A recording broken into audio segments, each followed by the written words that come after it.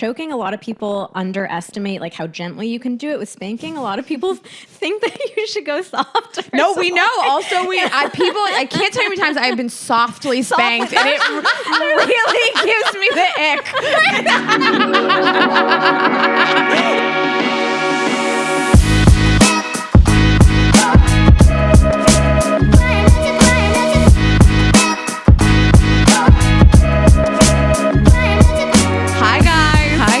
Welcome back to another episode of Girls Gotta Eat. Welcome back. We literally just did this 10 minutes ago. We were below the line and we had to get above the line.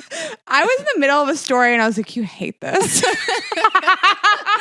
We just recorded for 20 minutes and I was like, we have to stop. It's not hitting. It's not right. We were below the line. I feel like I try to help and you're like, no. I'm like, we can do it tomorrow. No. I'm like, we can do it Thursday. No. I'm like, I guess we're doing it now. Again, we talked about this last week. I think about it all the time. Do you guys think about the line and below the line all the time? Yeah, I think about it all the time. Or hovering right at the line. Well, happy Thanksgiving week, guys. This is my favorite holiday because I don't have Christmas. And we hope that you guys all have safe travels and we'll give you guys lots of fun stuff to listen to while you're home with your family if you don't want to talk to those people. Yes. If you are with your family and you are just hiding out in your childhood bedroom and you hate everyone or you're sexting with your high school ex or whatever, please just do a confessional and tag me. That would be so funny that somebody's like in their bedroom and they're like, I just fucked my ex from high school. And they just tag you and people are like, and they're like, my mom is driving me fucking crazy. And then Raina. Yeah. So if you want to complain, tag Ashley. You can tag me too. Or if you're masturbating in your childhood bedroom, just let me know. Just tag Ashley only. No, give no context. When people are like, who's this girl you've tagged? Tag us in your vibrator pic. And then this is my favorite holiday of the year because you guys all tag me in your Thanksgiving plate pics. So the beigeier, the better. All of your beige carb pics, please tag me in everything. I will repost all of them. This is the day of the year that I will lose followers.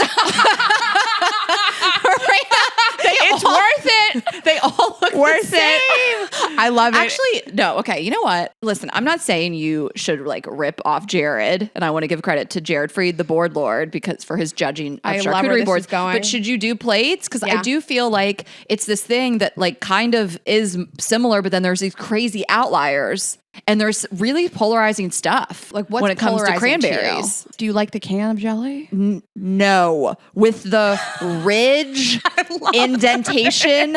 No, it's garbage. You guys don't understand. I went to culinary school. I worked in restaurants. We'll get to the ads. I worked in restaurants my entire life. I worked for Danny Meyer. I worked for some really high-end restaurants. My mom is a phenomenal cook. I'm a phenomenal cook. I love canned processed foods for Thanksgiving so much. Get out of here with your like artisan, organic, like oyster stuffing, fresh cranberry sauce. People that make like a roast chicken. Get out of here. I want stovetop stuffing. The mashed potatoes. I just like fresh food. Call me crazy. You can fresh food at the other 364. But my tastes don't change. So I don't like a gelatin that's been sitting in a warehouse for months.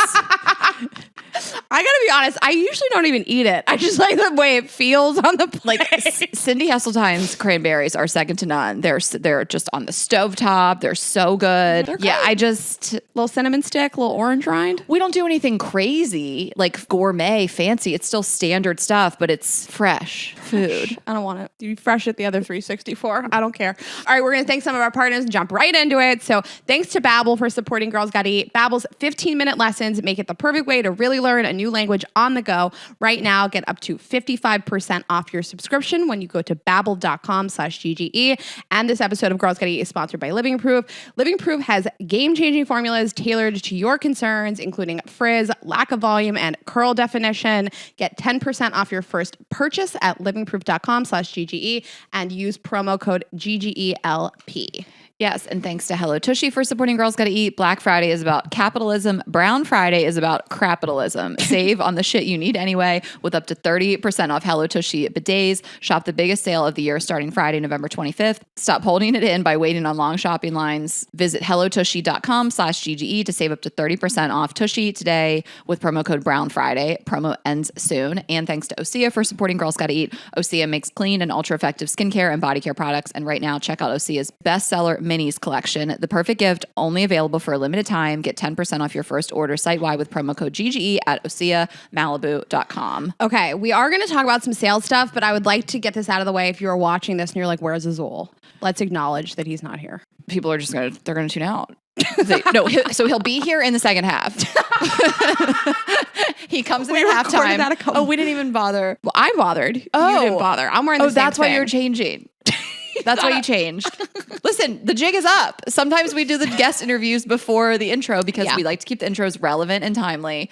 You didn't even say, well, are you changing to me? You're living your life. What, am I going to tell an adult what to do? Well, I forgot. I was like, she's just doing what she wants. Okay. I don't care what you do. So now you guys know that I am wearing the same outfit a few days in a row and Ashley changes. We have been trying to keep it consistent, but I knew there would be a point where it was like, we give up. 5 weeks in. Here's a little BTS for you guys. Sometimes we do the whole episode of one, but sometimes we have like stacked guest interviews. The guests come in and then, as timely as we can, we like to do the intros. So they're fresh. I just thought you were committed to the red sweatshirt and that's what you wanted to do. I wasn't going to challenge it. What did I wear in Vanessa's? Bella, do you remember? It wasn't a turtleneck. We're done with turtlenecks. Oh, it was that checked sweater. You guys are getting 2 sweaters from me today. If you're watching the YouTube, let me know which sweater you like more. I could have so easily put that on. I'm wearing leggings. I was just like, she's just living. You know what I have in the bathroom is my holiday show, my live holiday show outfit. I should I have the other one on. Why do you have those here? Bella picked them up from the tailor for me. Oh, okay. I was wondering why they were here. Okay. So Azul's not here. I ended my tour and I was going to be gone for like 5 days. So I just had him go with them because I only had a week between that and Christmas. Oh my gosh, between that and Thanksgiving when I was going to go home for Thanksgiving. So this is that week in between that I'm missing him. He's not here. I hate that he's not up here on the couch with us. We have a replacement though. Yeah. George, we have a backup dog. So if you guys are watching, you're going to meet George. Bella's also here. This is Bella's dog, George. This is, he wish he was Azul's boyfriend. Oh my God, he sat down. Oh my God. I love you. He doesn't, does he like to be like on the couch? Yeah, True. he likes being near Bella. Or does that make Bella sit here? Bella, can you bring the lint roller over with all of Azul's fur on it? Maybe George will sit here. Attract him. So I miss him so much in my heart. Like, I feel like a part of me is missing. I hate being apart from him. I was walking over here. It was like kind of cold and nasty today. And I was like really looking forward to seeing him. And then I remembered he wasn't here. Oh, it's okay. Oh my God, George, are you coming back? No. So this is a holiday week. I'll be with my family. You'll be with your family. Yeah. But I just came back I wrapped up my tour. I was in Nashville, so much fun, and Atlanta. And going to tell you something that I did. Masturbated manually in the hotel in Atlanta. Ashley, I was masturbating the other day and I was thinking about you because of this. Because I was like on the couch and I was like, ooh, I'm turned on. I started masturbating. I was wondering like, okay, if you guys are new here, Ashley doesn't masturbate manually. I do now. Which is great because we own a sex toy company. So you should be using sex toys. But if you're like watching TV and you get turned on, do you physically get up and grab a vibrator or do you not like spontaneously masturbate in your living room? Such a personal question.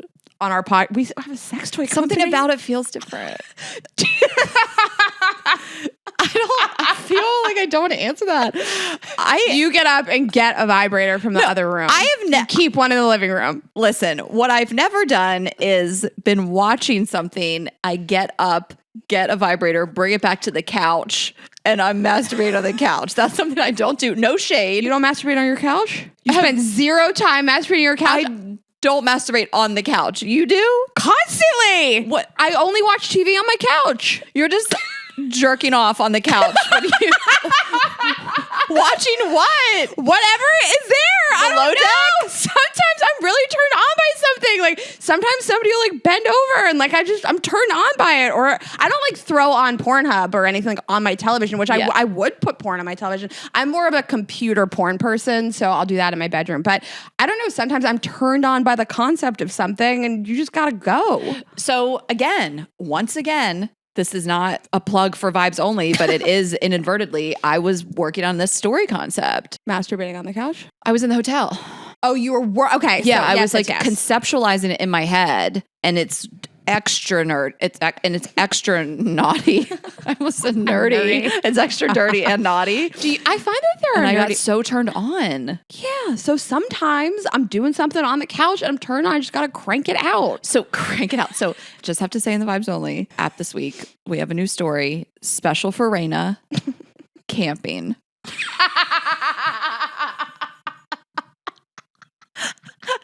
It's hot. Is that the one you masturbated to? No. Sometimes I have a hard time listening to the stories because I'm like, Ashley masturbated to all of this. So we have a camping story. It's really sexy. Where do they have sex? Well, I don't want to give it away, but it's like they have never hooked up before. It's like they're friends that have always had a crush on each other. Okay. And she's a reluctant camper. She didn't want to go, but he's like, thank you so much for coming. I'm really glad you're here. And then they take it to the tent. Oh. But I have to say, can we take it to the tent? What's his name? he's nameless.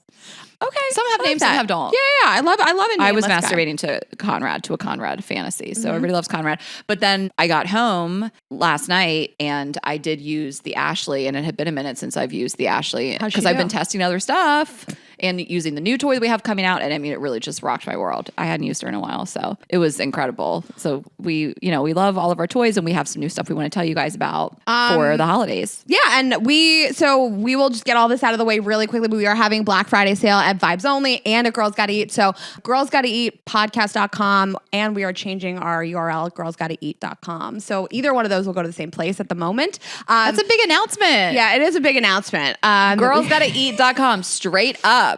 Yeah, so we own it. We did it. After 5 years, we did it. And Girls Gotta Eat podcast.shop. We paid for it. We started GoFundMe. It was important. No, just don't give us any money. Buy a vibrator. But yeah, Girls Gotta Eat podcast.shop has everything. We have really cute stuff. We have sweatshirts and mugs and stickers and all kinds of fun gifty stuff. So we will have Black Friday sales on that. And then Vibes Only, we have Black Friday sales, and we have so much fun stuff coming out for the holidays. Do you want to talk about the pouch? Yeah. So if you're watching, I'll just hold it up. So we have this custom Vibes Only. Oh my God, I love this moment. I'm like a QVC moment. This custom Vibes Only travel pouch. Of course, it will hold your vibrators, but what we have is the Get Wet set. So these are all of our products. You get the vanilla frosting blow gel, the juicy berry massage oil, and our elite lube, all in this custom travel pouch. The pouch is free, and the package itself is cheaper than if you were to buy all three separate. So you're getting a discount on all three. You get the free pouch, really gifty, or for yourself, of course. And then you can also get all three vibrators for a limited time. You can get the Ashley, the Raina, and the Gigi for $2.99, which is a savings of $46. I believe it's $3.45. Yeah. And then you get the pouch as well. Yeah. So if you want to get gifts for people, this pouch is really gifty and so fun. You get all the stuff. Or if you want to like spice up your own life in the bedroom. And if you just want to buy vibrators for all your friends for the holidays, get all three at once, or get them all three for yourself. No judgment. But Vibes Only like stocking stuff. Some of them like do whatever. Yeah, it's a great gift. And that's all going to be at vibesonly.com. So we'll have Black Friday sale. You can get on our newsletter just by going to the website, enter your email, and then we'll obviously email you about this as well. So yeah. And if you're new here and you were like, what were they talking about with the camping thing? We have an app that is erotic audio experiences. You can get that for iPhone and for Android, and it connects to your toys. They're all Bluetooth enabled, and there's also a remote control in there that is free. And then there's premium features like the stories, and there's video content, not porn. It's educational sex video content in there. And again, but you can see all that at vibesonly.com and within the App Store, wherever you get your apps. Yeah. Last thing that we'll get out of the way, and then we'll keep it moving. We're going to put this on our website too, but order by dates. You can go to our website at Vibes Only to check the dates to arrive by Christmas. It'll be in the FAQ. And then also for Girls Gotta Eat, we'll throw that in there as well on the Girls Gotta Eat site if you want that merch. So thank you guys for always supporting us and everything we do. And we just are so excited to put this stuff in front of you. We worked on stuff for the holidays really, really hard for Vibes Only. We have really cute merch. We are going to put these mugs on sale. If you're watching, it says caffeinate and masturbate. And we have a great crew neck and all kinds of really fun stuff for you guys. So check it out on our site. And there's new toys coming. Yeah. Yeah. So just stay tuned. We'll alert you guys about all this stuff. And again, sign up for the newsletter, of course, and get those tickets to Girls Gotta Eat shows. They make a great gift. Girlsgottaeat.com. Click on live shows. We have so many shows coming up in 2023. And again, tickets just make such a fun gift, especially last minute. Yeah. you know, you haven't got someone a gift, get them tickets to the Girls Gotta Eat show. Yes. So thank you guys again for your support, and we're excited for the holidays. Yeah. Okay. So I had a erotic moment earlier. The window washer is washing the buildings today, and I heard him banging around, and then he comes down in his like little rope swing, whatever they whatever keeps them Carabiner? I made that up, you guys. I have no idea. He's like hanging outside the window, and like he's at the window, and my shades were up, and I wasn't going to go over there and put him down in his face. So he's just looking in, and he like gave me a look. He was like being sexy, and I swear to God, we had a moment, and then he's just washing the windows while I'm like doing stuff. Like I was like filling up my water pitcher, and I was like kind of tidying up, and I'm like, he's watching this whole thing while he's like giving me this like smirky smile. This would be my dream job, to be able to like rappel down a building, like rock climb up and down a building and look in people's apartments. I love taking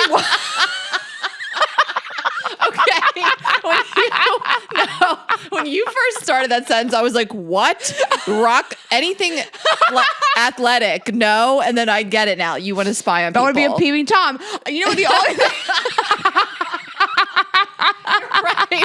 What a dream. And it's like, you're thinking like, should I shut the blinds? And nobody does it, because every person has the same thought you do. They're like, it's so rude to shut it. So people just go about their day in front of these people. Let's talk about if I did. If I walked over there, I would have been face to face with them. Like if I would, because what I have is I have a big window, and then my whole door to my patio is glass. Like it's a giant window. It's a huge, it's like a wall. Not that my apartment's that big. It's not. But like that whole wall is window. So if I would have walked over there, I would have been like face to face with him and just shut the blinds in his face while he's like going like this, like, I'm kidding, but he did give me like a sexy smirk. Yeah, he carabined down. Raina, that's not a word. Bella, can you Google what carabine means? Carabiner is the hook on the golf towel. Look up carabine. Yeah, but it's when you like, it's a thing. No. It's carabined. Listen, guys, I never said that I was athletic or naturey. I feel like he just knows. You could be right. Also, whatever. I think that like, how many gross people must he see? And then he gets to like rappel down, and you're just like a nice looking young lady just in her apartment. You probably wearing those booty shorts. No, I was wearing sweater number 1.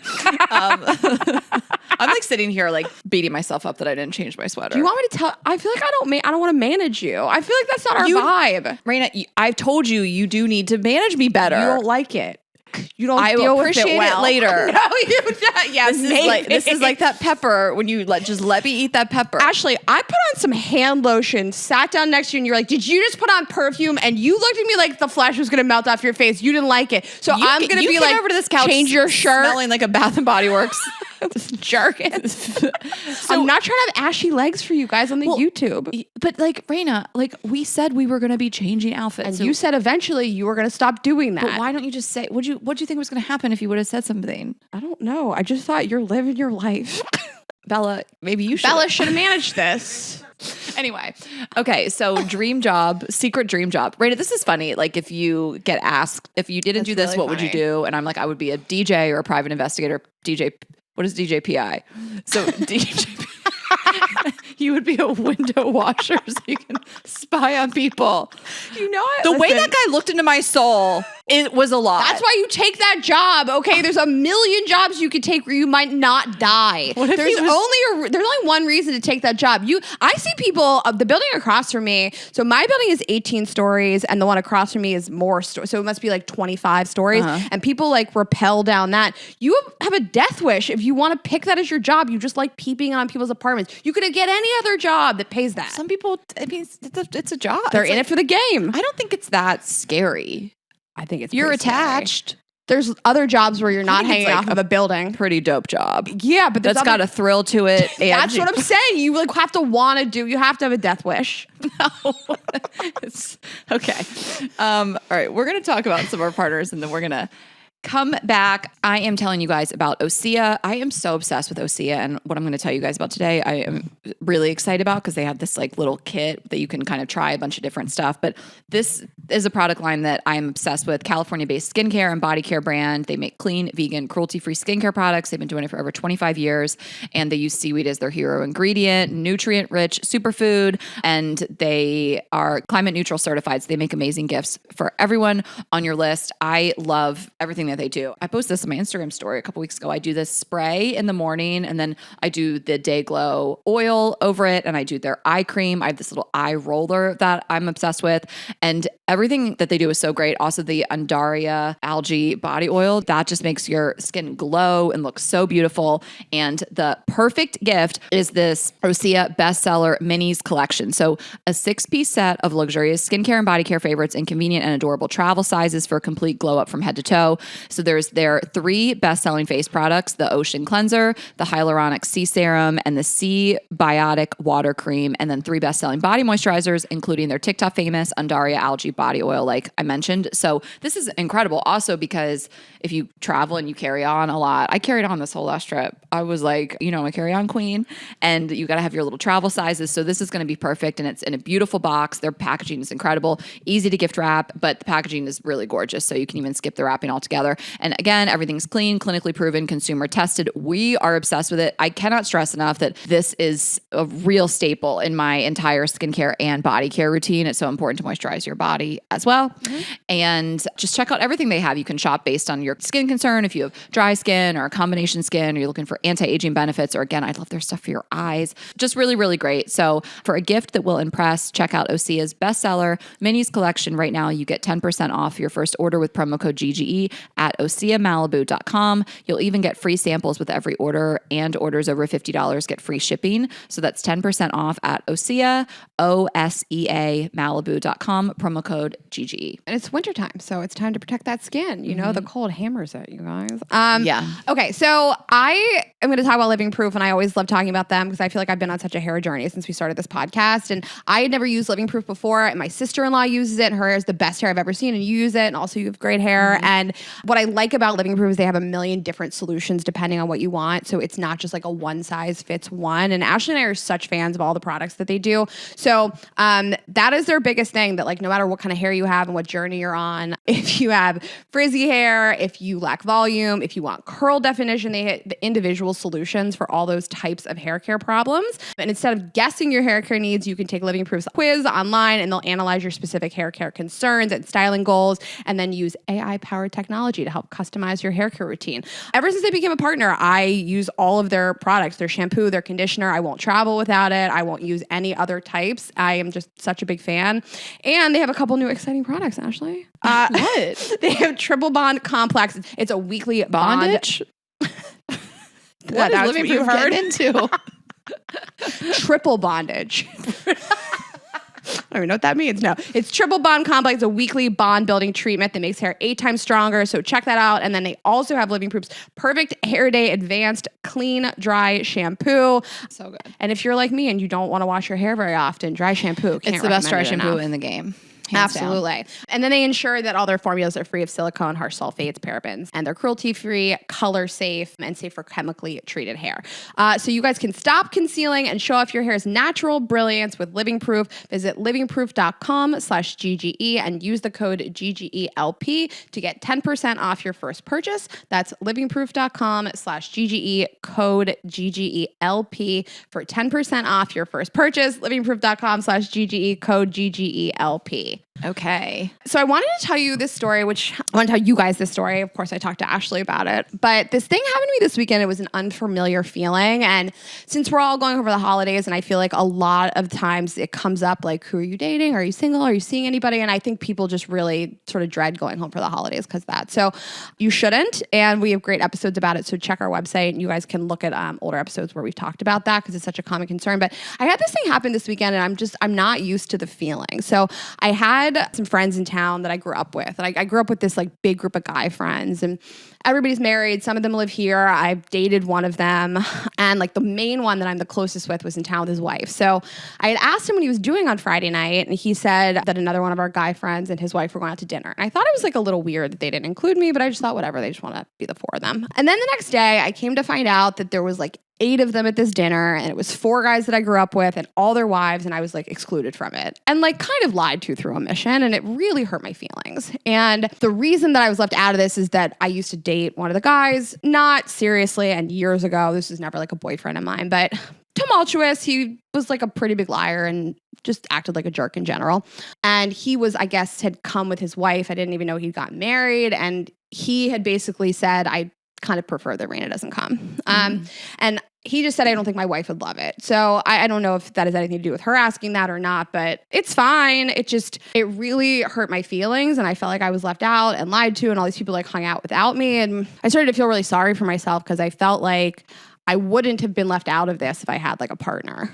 And I can't imagine somebody's wife being like, she can't come. Like, I'm this single girl that used to date her husband. And I think that if I had had somebody, they would have included me. And I went home and I felt like so sad that night. I was like really feeling sorry for myself. And I just felt like I am so single. And all these people I grew up with like got married and started families, and I just didn't. And now I'm being like excluded from something because of it. And so it just really made me feel sad, and I was like really in my feelings about it. And it's not something I experience a lot. I don't think about it very often because you and I have made it a goal in life to have all these different kinds of friends. We're always out with girlfriends, and like nobody ever really makes me feel bad about this. But I don't want to be like sometimes in a small town, but Pittsburgh is not like a big town. It's a Midwest town. I think that that's what people do. They get married, they start families. You know, this isn't like a big city where people are like single friends. So I just was feeling sorry for myself, and I wasn't really talking. Even Ashley the next morning was like, "Girl, you good?" And I was like, I was actually just typing all my feelings up to send them to you. Sometimes I do that when I'm going to send you like a really long thing. I'll put it in my notes section. I'll type it up. And I sent it to you, and I like talked through it with you. And it's not that I feel like the feelings were, I did as I typed it. I was like, this is silly that I'm beating myself up about this, that I feel like so sad and in my feelings about this. And you had some good feedback for me, but I just want to I think people are like, you girls are these like single icons. I don't always like it. It's not my dream, but nobody's ever really made me feel bad about it before. So I just was feeling sorry for myself and feeling sad. So I just want to acknowledge that like, you know, that can happen sometimes. And I really encourage you to like put that on paper and write it down. And it helped me to at least think like about all these other good things I have in my life. And you said to me, and you can speak on it a little bit more. I know, should I pull up my text? I just need to reiterate. I felt like I did pretty good in the moment. You did. I was really sad. And I think a lot of people's knee-jerk reaction is to sort of retreat and feel bad for themselves. And it's mine too sometimes, but talking it out and typing it out really helps. So you had some insight. It did help me to sort of feel a lot better and just be like, okay, stop feeling like this. I have a lot to say about it. I mean, I think that some things just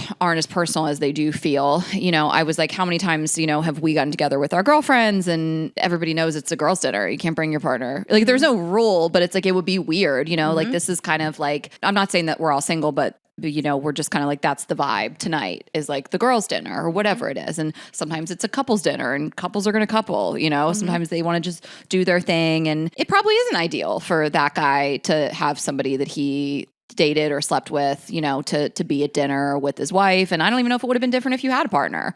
You just don't know. And sometimes you get so, not you, anybody can get so in their head, like this was premeditated and they sat around and talked about how they didn't want me there. Sometimes it's not that deep, you know, sometimes it's like these people made a plan and you weren't included for maybe this reason. And we're all adults enough to realize that these things kind of happen, but they can still sit with you. And obviously I like validated that. And I don't think that it's silly at all. But I think that you told me that you didn't have like the best ending with him. So. Yeah, it also felt like shitty that I was like, oh, this person gets picked over me. And this is like a liar. Who you don't think is the best person. So I was just like, you shouldn't feel alone because of this guy. You should feel thankful you weren't with that guy. That was one of my takes.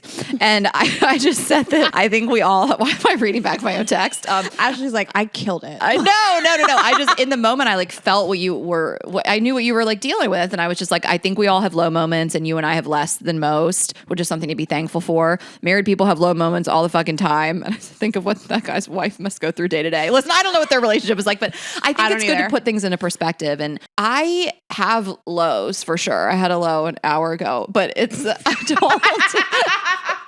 you'd think that I would have more lows about not being in a relationship, but I truly don't, because I really do love my life. I feel like it's a dream. And I just remind myself of what I do have and what I am so happy to have. And that I don't envy any couples that I know, really, like I like my life, and the things that get me down are not feeling like alone or single. And I feel so proud of that, because if I wanted that, I could probably have it. I'm living the life that I've chosen for myself. And but validating at the same time that we all have these moments. And especially like if something happens with somebody that you're into that doesn't go the way you want. I mean, even if it's something silly, like on a dating app or something, like we sometimes can't admit that it does get to us. Mm-hmm. How many times do you sit there? I mean, maybe not you, but everybody, like the plural you, and you're just like, why am I letting this bother me? Yeah. And it's okay. It's okay. I think that if you have a moment like this, one of the things that's nice to write down is like all the things I have in my life that are good, that I'm proud of. And I like to think about everybody else's marriage around me and all the problems and the struggles that they go through and that I don't have to go through. And I think marriage is a beautiful thing and having kids is beautiful, and everything is hard. There's trade-offs for everything in life, but that girl is married to a pathological liar, and there's a trade-off to that, I'm sure she's wonderful and doesn't deserve it, just like me. But I think there's trade-offs to everything. So if you're feeling like, especially, during the holidays, people are like, are you dating anybody? And you're like, I hate that I have to answer no. Just think of all the things you have going on. And if you have to like pre-lock in those talking points in your brain, have those ready to go. Yeah. People are just asking you because they have nothing else to talk about. But it helped to talk about it. It helps me to really write things down, because I was sitting at home just like ruminating, marinating in this. I was so sad.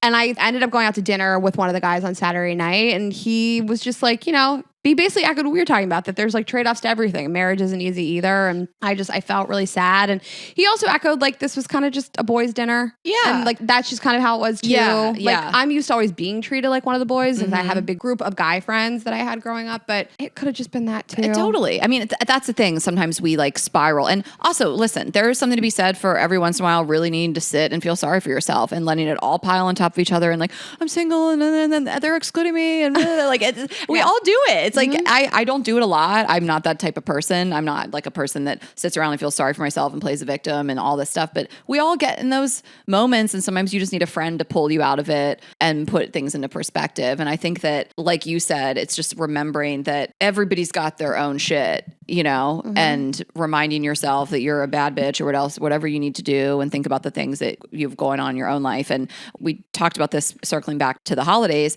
We've had this on multiple episodes, but people get worried about that dreaded question of like, are you dating, or what's going on with you, from family members. And sometimes family members are going to pressure you and they're going to breathe down your neck and they're being assholes about it. But a lot of times we've said, like Raina just said, it's just small talk. It's just something to bring up, and you can just pivot the conversation and say, no, but what I am doing is this thing in my work, or I picked up this new hobby. Like, you lead the conversation. Like, don't be scared. And if someone just won't let up, if they're like a dog with a bone, and just walk away, or be like, I need to take a shit. Sorry. Yeah, the canned problem. cranberry just really hit me. Through. No, but you set your own boundaries. Of course, we say that all the time with your friends, family, whoever it may be, but those conversations can be easily just pivoted. You can redirect. Yeah. So I'm glad we talked about it. I think it's very timely, and yeah, that's all. Just want to share a little anecdote with you guys. Yeah. When this was happening, I was in Atlanta, and I really had a great time. I love Atlanta. I love how it's grown and changed even since I've moved away.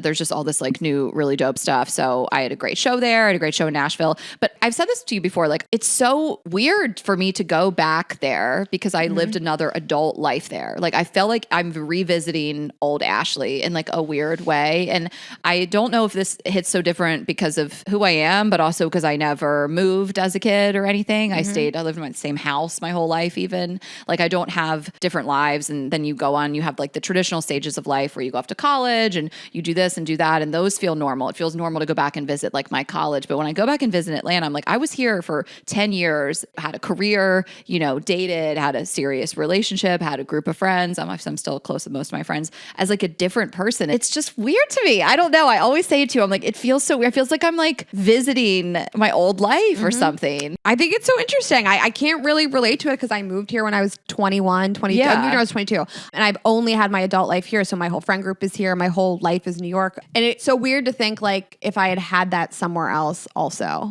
But I mean, you can do it. People ask us all the time, should I move? I mean, people move to New York and we encourage you guys to do it, and you can start over. And I like that message too, that you can make a whole new friend group and a whole new job and all that. And you can look back fondly and still and really I still feel happy it's, about I it. still have friends with all those people, and Yeah. like my career there was building blocks for my career today. So it's not like a look down on that at all. I loved it there, but I really I think there's some people, like we talk about Jenny Jones, who move all the time. You know, she's lived in, I don't even know, 6 different cities since you've even known her. So for me, like I lived there for 10 plus years, like a whole life. put roots down there, like had a whole ass life. Yeah, a whole ass and then life. have a whole ass new life. So it's just It's to go crazy. back, it did feel, like home in a sense. So Well, I like walking around where I used to walk Dewey. Like I walked my whole old walk. I snuck into my apartment complex. I went through the gate and I was like, oh my God, I sent you a picture. I was like, I used to live here. Like it was just crazy. It was like, I was just always there with Dewey too. Like I was like, it was a it's different nice. time. Yeah, it's nice. I feel like I don't know, it's hard for me to validate it because it's so outside of my experience, but it is really nice to just go back and remember and feel like I've come so far. And who was that girl back then? Who was she? She had a different face, different life. She did have a different face, a different dog, a different job. dog. You didn't even know me. Someone wrote in a comment, where's Dewey? I was like someone that started from the podcast from a while back, or maybe started at the beginning, wrote in a comment recently, where's Dewey? I was like, Dewey's dead. I'm kidding. I would never write that. That would fuck somebody up because I have a dark sense of humor. But anyway, Dewey is my dead dog. If you're curious, we miss him every day. Yeah. R.I.P. to the king. You shed your whole old life. But if you're listening, you're like, where is he? He's no longer with us. Is he in your apartment? His ashes are. He's in your apartment. You're right. He's on the shelf. He's always with us. All right. Okay, well, we are going to get into it. We didn't even talk about our guest today. We're so excited about her. We have the best episode. I am so excited. If you're watching on YouTube, get ready to see my second sweater. And I am going to tell you guys, I like that sweater so much more than this one too. I'm upset.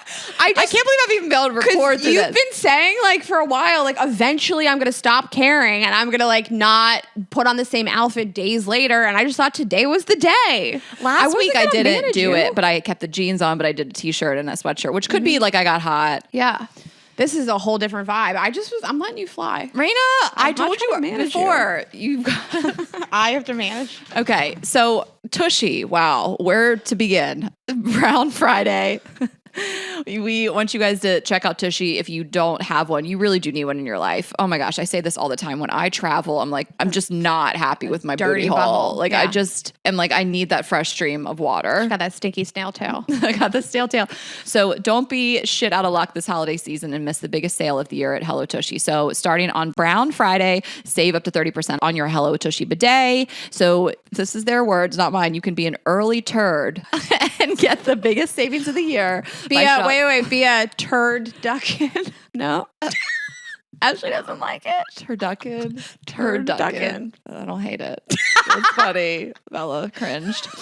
So this is their biggest sale, Epic Brown Friday deals. And again, if you're hosting the feast this year or you're just indulging, prepare for the beast poops that follow. They I go look forward to these so reads. hard in the paint. Whoever writes this. So you're going to cut out toilet paper usage with Tushy. Have I even told you guys what Tushy is? Anyway, it's a modern bidet attachment. It's so easy to hook up. No extra plumbing. You can install it in less than 10 minutes. And it sits on your toilet. It has a little knob on it. And you just spray your butt clean with a fresh stream of water. I love it. You get your butt so clean. You save on toilet paper. And you have a clean butt. It's great if you guys are into doing butt stuff. But again, this is a time of year when we are just overindulging, probably pooping more. So you shouldn't have to be having a messy wipe situation. You can give the gift that keeps on cleaning with Hello Tushy Bidet. So shop now and save up to 30%, like we said. And they have other accoutrement on their site too. I love their bamboo towels, and there's an ottoman, a toilet brush. I have the toilet brush. I love that too. And there's the Tushy stand and the tissues. And also the Hello Tushy cleans itself before and after every use with the Smart Spray automatic self-cleaning nozzle, which we love. Everything is just very clean. This is going to just keep everything clean. It's a no mess situation.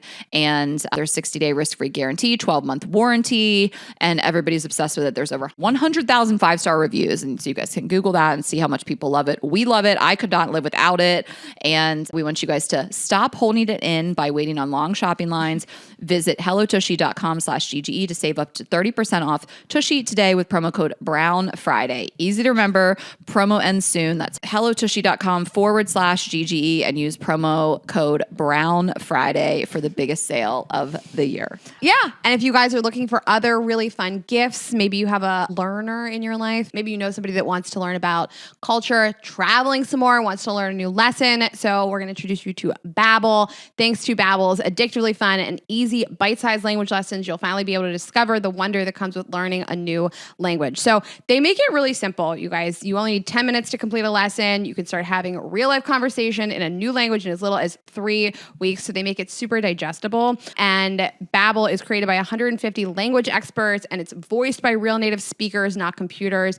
And their teaching method has been scientifically proven to be effective. There's tons to choose from. So you have 14 different languages you guys can choose from. They have Spanish, French, Italian, German, and more. And their speech recognition technology helps you to improve your pronunciation and accent. And there's all kinds of other stuff that they offer, like games, videos, stories, and even live classes. And it comes with a 20-day money-back guarantee.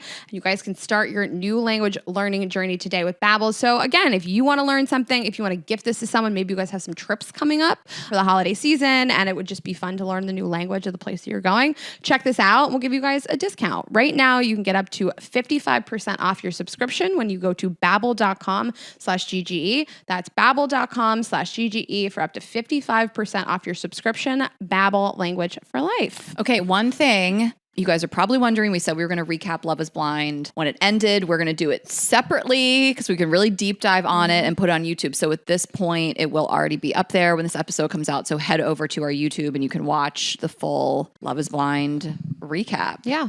All right, guys. Well, enjoy the guest and the rest of the episode with Ashley in a different sweater. Oh my God. Okay, guys, we are really excited to welcome our guest today. She is a licensed psychotherapist with 20 years of experience in the sex therapy field. You don't look old enough to have 20 years experience. We'll get back to it. She's been featured in hundreds of articles in places like Harper's Bazaar, Allure, Oprah Magazine, and the New York Times. Her weekly podcast, Pillow Talks, covers all things sex and intimacy, and you can pick up her book in early 2023, Sex Talks, the 5 conversations that will transform your love life. Please welcome to the show, Vanessa Marin. Thank you guys so much for having me. I'm so excited to be here. We're so excited to have you. We just found out that you have 2 pugs. I do. A black and a tan, and Takes me back. It's Raina's the only type of dog she likes is a pair of pugs that are different colors. That's really, they cuddle and it's so adorable. Well, when you guys come out to the West Coast, you Yes. can come meet them. We They're absolutely really wonderful. will. They're definitely the most interesting thing about me. And we also learned that your husband had 2 last names and you have obviously a last name like everybody. And you picked between the 3 and you both changed the last names. I love everything about you guys. Oh, thank you. Yeah, I didn't want to just have to default change my name because I'm the woman. And so he had that hyphenated name. We said, okay, we have 3 options. Let's pick. And I thought Marin was the prettiest. Yeah. And you let us know that it's a lot harder for a man to change his last name in general. So anybody that's listening, make your man do that. If you want to make his life harder. Yeah. We fully support it. Yeah. Well, we found you because actually we were looking for people to do some sex and intimacy videos for the app, and we had a couple listeners who suggested you and your husband who do a podcast together. So I would just love to hear a little bit more about you, introduce yourself to the listeners, who you are, what you do. Yeah. Yeah, so my name is Vanessa. I'm a sex therapist. I have a business together with my husband, Xander, and we really focus on helping couples keep the spark alive in long-term relationships. So we've got, all sorts of stuff. We're on Instagram. We have the podcast. We're writing the book. We are just really passionate about this topic. Like you guys know, you're like, what do you want to talk about? I'm like, here's a list of 100 things that I would be so stoked to talk about. So I just love doing this work, and I'm really glad to be here. I'm curious. We want to hear the story about you and your husband too, and you share this in the book. And I think it's probably a lot of people's story too that people will be able to relate to. But I'm also just curious about you working together and like living together, being together, like live, work, and play together. It's a lot. I mean, you guys know it's a lot. Yeah. You Well, we don't We don't go to fuck. sleep together at night. we have like a friendship and Yeah. working together the business, and it's like a lot of stuff. But yeah, I mean, it is a lot, but we love spending time together. I think that's really what makes it work. And we have really good communication as well. So that's made it work. But we kind of fell into this. He was working for Google. He had like a long career in tech and HR. And we ended up moving. We were in San Francisco at the time. We moved to Berlin, and he just wanted to take some time off and kind of figure out what his next move was. And I just asked him to help me put together an Excel spreadsheet for tracking some things. And that was sort of how he fell into helping out with the business. So he was doing all the behind the scenes stuff for a couple of years. And I kept bugging him saying, we're a real couple and we go through real struggles of our own. Like, I think we should talk about this together, because it's one thing for me as a professional to be like, talking to people. I think sometimes it's easy for people to say like, well, yeah, you're a sex therapist, you have all this training, of course that's easy for you. But I just thought there's something really valuable about being able to share as a real couple. So it took me a few years to convince him to like come in front of the camera and do the podcast with me. But now we get really great feedback from people saying like, I appreciate your vulnerability, and it just normalizes all these things that all couples go through. It makes me feel like I'm not alone, and it just opens up the conversation between partners easier too when they see like another couple talking about it. Absolutely. I love that. So you guys were in a place where you were dating. You were not married yet, right? And your sex life just like took a steep dive off a cliff, and you went to therapy about it. Yes. Okay. Yes. I tell the story in the book, and I'm like, there's nothing very unusual about this story. I feel like everyone in a relationship has some version of like things were hot and heavy, and then life kind of catches up to you. And so we just got into this phase of we were both working really late. We had a lot of responsibilities. We weren't making time for each other, and we were having very little sex. And when we did have sex, it was very boring. It was kind of predictable. It wasn't very pleasurable. It just felt kind of icky and disconnected. And we had never had to talk about sex before because things were so great. So they at the were beginning. like hot and heavy at the beginning. Yeah. Okay. And I think it gave that impression of like, oh, it's so good, we don't even have to talk about it. And I think that's what a lot of us are going for in relationships. Like, we think that if I don't have to say anything, this is a good sign. And so we got into that tough point in our relationship and realized we had no skills or like techniques to draw upon because we'd never talked about it before. So all those initial conversations that we had just immediately went into fights. Like, you never initiate. Well, you don't seem to care about me having an orgasm, because we just didn't have any communication foundation to fall back on. I'm so intrigued by it. I mean, not intrigued because it's just so normal. I just feel like people are listening like, same, that's me. Yeah, right? So I dragged his ass to therapy. Yeah. I was like, this is a deal breaker for me. Like, we are not resolving this. So he very begrudgingly went to therapy. I mean, he was not into it. And I start off the book talking about that first session of just even sitting in that therapist's office, realizing I don't even know what to say. Like, I don't know how to describe this. I don't even fully know what I want. I just want not this. So it was really hard to just like figure out where to go from there. We have done some really great episodes with Ian Kerner and Emily Morris, and everybody, every time we poll people, what do you want to hear from a sex therapist? They say, I have either a mismatched libido with my partner, or we used to have this hot and heavy sex life and we just don't anymore, and I don't know how to approach it. I think the advice so much, not from those people or you, but the advice in general is like, well, just talk about it. And it's like, but I don't know how to talk about it. Is scheduling sex weird? Is it weird if I'm just like, let's throw on a porn if we've never watched a porn before? A lot of these things aren't actionable. They're just like, just talk about it. Yeah. I mean, the idea of like, we need to talk about it, everybody knows that already. There's nothing new about that. But what really bothered me and what drove me to write the book, we actually wrote it together, was that there's so few pieces of advice about like, well, what do I say? How do I say it? When do I say it? And so I really love getting very nitty gritty and practical with people. I think like that's the most important thing. Because if you give that generic advice, it just makes people feel even shittier. They're like, oh, well, all I'm supposed to do is like just talk about it. Right. Or like just relax and stop thinking about it. So I really wanted to give people much more actionable, like specific things to do. So that's why the book is really full of specific conversations to have and conversation prompts and examples of how to say things. So what would you say, if you don't mind, like sharing a little bit more? Was there one underlying issue? Was it just that like life got in the way and then you didn't have the tools to figure out? Or like what helped? Like, is there a way to just give the short answer here? I mean, I know we know it's all in the book, but Yeah, I mean, there really wasn't anything in particular that was going on. Azul, come on. Cutie. My sneakers Oh, he smell must really good. smell the huh? dogs, yeah. Yeah, hi. Azul. Yeah, there wasn't anything specific that was coming up. It really was just a classic case of like life got busy. We weren't prioritizing it. We didn't know what to do. And so I think that really is the case for the majority of people. It's like there's not one thing that goes horribly wrong. It's just kind of like a cascade of tiny little things that start to snowball and really become a big problem. How many years into the relationship did you go to therapy for this? We went for a couple of months. But how long had you been together? Oh, we had been together for about 2 years at that point. Because I think some That people feels are about like, right. yeah, 2 years. I think some people are like, well, is this weird that I even think about this after 2 years? But I'm sure a lot of people hit that mark. I have after 2 years. Like, I just don't fucking it's not that fun anymore. You know? I think we've all experienced that. And it's this sense of grief almost like what happened to us? It was so great at the beginning. Like the chemistry seemed good. I do want to say like some people don't have that hot and heavy stage and that's normal and that's okay too. But I think for so many of us who do, it's this sense of loss. It's a confusion. Like what happened? And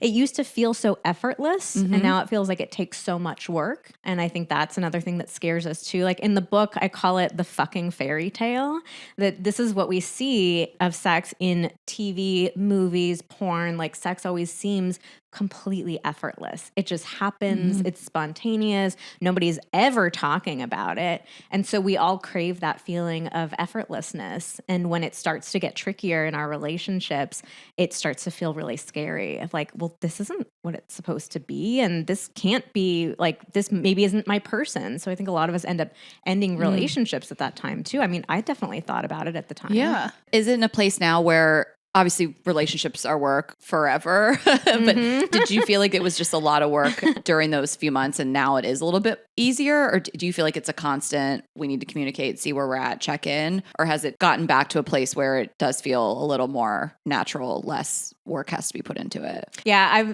I'm laughing because it's making me remember this meme that I saw last week. It was I'm not even sure who it was, but it was like a couple of lesbians, and they're like, heterosexual people are always talking about like relationships are so much work, like just like totally mocking us. So yeah, I mean, I do think they're like, you signed up for this, Richard. Like the difference that we came across is like, how do we find ways of working on it that like can feel fun? So it doesn't need to feel like this big, heavy, yes. like, okay, let's go work on our relationship again. But like, what are simple things that we can do like every day that take very little effort, very little time, but it keeps that thread going between us so that it doesn't feel like it's always this heavy, like, Well, and it's sex. So it should be like the reward is great. Yeah. You know, it's not that like you sit down and work out your finances. Like you're working out your sex life. The reward is right. It's your guys' orgasm. Yeah. Yeah. So let me ask you. So, for couples that are, I would say like quote unquote, just ordinary, like there isn't a parent hasn't died. There isn't extreme panic over like money or job security. If it's just day to day, like I'm just a little tired of this or a little bored of this, like where do you start the conversation? Because I want to say that like I understand that certain real traumas in your life and stress make you of course not want to have sex, and that's a different conversation. Yeah, absolutely. Okay, so let me start off by telling you guys what typically happens. So people don't have these experiences talking about sex in relationships. We wait until things get really bad, and it gets to the point where we've got all this anger, resentment, frustration, confusion, fear boiling over, and we end up doing exactly what Xander and I are doing, is like the first conversation is a massive fight, right? Yeah. And of course, that only reinforces like, ooh, sex is a bad thing to talk about, because if we have to talk about it, it's bad. We're going to get in a fight. Things are not going well. So instead, my recommendation, which is the first conversation in the book, is to start with just the acknowledgement that you guys are having sex. Like, it is wild how few couples have been together years, even decades, and never really had an honest conversation about their sex life. Like, we just do not talk about it. So for so many couples, it's literally just got to start with having that topic be a more comfortable like part of your conversation. So that's some of the feedback that we've gotten about our Instagram account, because we show up in stories together every day, and people say like, it actually really helped us just to start talking about sex in a more general sense rather than starting to talk about our sex life specifically. So having those conversations where you're not trying to solve anything. You're not making any requests. You're not giving any complaints. You're literally just talking about sex and getting comfortable with it as a topic of conversations. That's the best starting point. Like, what is talking about sex? How do we talk I about can't sex? not talk about sex, so I can't relate. Yeah. Like, what are we talking about? I know here? for you guys are not going to relate with this conversation. No, You're we like, do. We do. I've had do this for a living. I've had these problems in my life, of course. Okay, so my favorite starting point is literally just with compliments. So Okay. I lay out in that first chapter to bring up just randomly out of the blue, like one of your favorite sexual memories with your partner. So like give them a compliment, say like, you know what just randomly popped into my head the other day, or you know what I had a dream about last night? okay, got that it. time that we you know? And so you're recalling a memory. Yes. You're reminding each other like, hey, we have Remember had we really had great sex. sex. Remember we do it and we can be good at it. Okay, that's it's a perfect. positive Got it. memory. You know, it's going to create like a positive experience. And then, so keep that going for like every day, every other day for like a week or 2 weeks where you're just giving your partner a compliment. Like, you look so good today. It doesn't have to even be explicitly sexual. You look really good today. I was thinking of that time that you did this to me. I love the way you kiss me, the way you hold me. So you're just like laying that groundwork. And again, it's not any sort of like, don't do that, or I need you to do this. It's like just putting the conversation on the table. And hopefully they're receptive. Yeah, If I mean, if if they, not they might say like, you know, validating like, you, yeah. wait, why are you bringing that up? And that's fine. Like the point is not that you're like trying to catch them off guard and they don't realize what they're talking about, but you can just say something like, it just popped into my head and it was a fun memory and I figured I'd share it with you. Well, and we always say things like that. You can fib a little. You can say Yeah. a dream, and Yeah. you can say like, "I walked by that movie theater today where I blew you." And the fact that you could just Sure. if you, something that reminds you, you know, so and so wanna- called and it yeah. reminded me of the time at their wedding when we, you know, Exactly. had that hot sex, or this hotel or vacation or anything like You that. just So- want to create this positive association. When we start talking about sex, it's a good thing. I feel good. I'm getting compliments. I'm remembering good memories that we shared. Okay. Okay. And then if they're not picking up what you're putting down, if you're like, this is a little more broken than I thought it was, what's the next step? Or what's the next step in general if it's Yeah. going well? Yeah, if that goes well. When Then do you you start kind of having start sex. to repair? Yeah. I mean, it's really going to be dependent on where each couple is. Yeah. Like, are they even in a place where they're like, there's something going on that I don't want to be doing? Or, you know, I think in general, it can be a lot better to start with making like positive requests rather than immediately going into the like complaints. And we can get into like the nuance of like some complaints are more urgent than others, and we can get into those first. But I think going into like making any sort of positive requests of like, you know, I really love when we go so slow. Like this is one of the biggest complaints I hear from women is like, we just jump right into the intercourse and there's like very little in it for me. So making a request in a positive way of like, I love when we go so slow. Can we do that next time? Something like that. You told me something on the phone that I want to validate. You said that like some women are like, I don't like that we just jump into it. You said that you told people and that 90% of women said their favorite part of sex is not the penetrative part of it. It's like everything else. Yeah, 91% of women. We said like, is intercourse like your favorite activity that you guys do together of women who have sex with men? And 91% of them said, no, there's something else that I prefer. And that's just, I mean, it's so important to recognize like our bodies are not really wired to feel a lot of sensation or to have orgasms from penetration alone, but it's something that most women don't know. And so they feel like something is horribly wrong, horribly broken with them. And they're having sex that feels like there's nothing in it for me. I'm not enjoying it. It's just kind of, I'm laying there staring at the ceiling while my partner is jackhammering away. And like, what's wrong with me that I don't love this? It's very funny because I'm thinking of some men learning this stat and being like, what? There's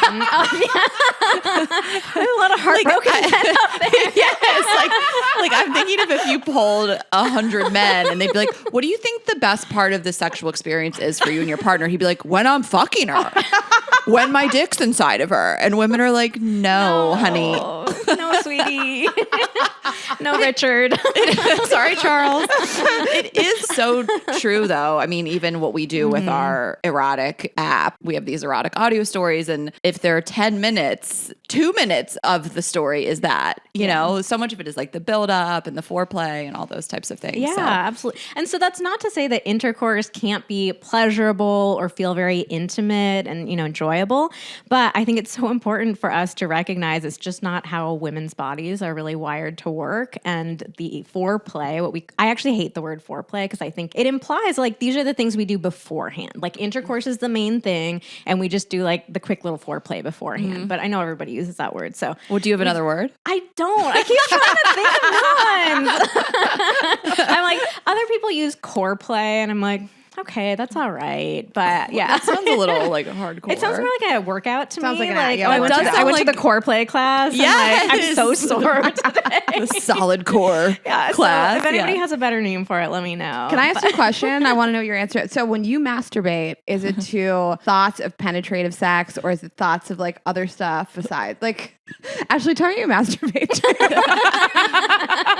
Sometimes it's like the full circle experience, but the way that I would start conjuring up a memory is not with being penetrated right away. It's like pushing me up against a wall or something like that, or something that like got me in the mood. Oh, yeah. Me too. So I'm like, that's how I feel. Like so much of my masturbation is Like my head, the thoughts going through my head are not like dick and vagina. It's just slamming away. Yeah. 30 years you want to masturbate to dick and vagina. I don't even want to put anything in my vagina. So even in my fantasies, you're just on my clit. My porn was all clit. I only incorporated a penis into the porn I watched during the pandemic because I just missed it so much. And here's one of like the terrible things that happens in heterosexual sex too, is like when we start having issues, a lot of guys think like, okay, you know, we're not having sex that often. Maybe she's turning me down a lot. So when you do get a yes, a lot of guys are like, well, let me get right to it before she changes her mind kind of thing. And so a lot of couples end up like just shortening that time of the buildup, and it just goes straight to the intercourse, which just creates even more of this negative cycle of like, I'm not enjoying this sex that we're having, so why would I crave it? So we're going to have less of it. You know, it's just a really awful cycle. Well, and if there's weird stuff going on in your relationship where there's tension or resentment, it makes you want to be so intimate even less. It almost forces you to have that mechanical, quick intercourse as opposed to like touching and feeling and all the romanticism when you're kind of resentful of your partner as it stands in the first place. For sure. It's really easy to be like, oh, just do your thing. Yeah. You know, just get it over with type of thing. Do you hear that a lot from couples that like it becomes a little robotic after a certain amount of time? Like I remember thinking with my longest term ex, it was like the same menu all the time. I would like wake up, I'd blow him, I'd get on top, he'd get on top, and we'd both be done. I'd have to do it again for 7 days. Exactly. I was thrilled. Yeah. You can like script it out to the moment. Like he's going to touch my breast in this way for like 10 seconds. And then you know exactly what's coming.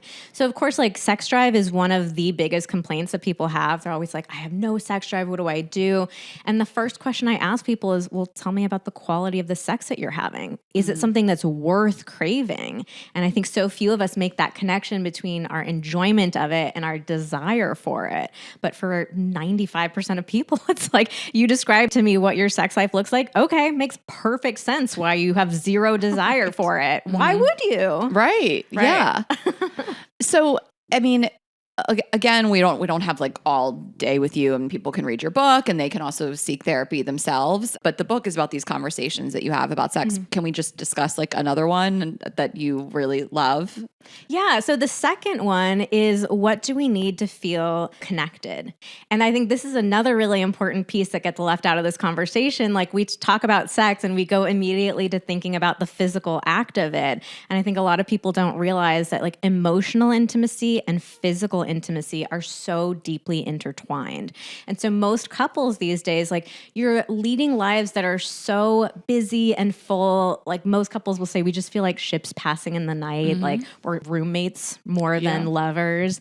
And so it's so important to recognize, like if you're feeling so disconnected from somebody all day long, it's like, I don't even know who you are anymore. You're just kind of like here in my space.